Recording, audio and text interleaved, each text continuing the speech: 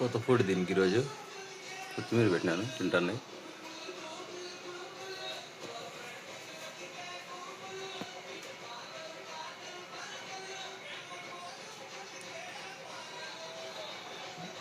మీకు తెలిసేదైనా కొత్త food comment చేయండి.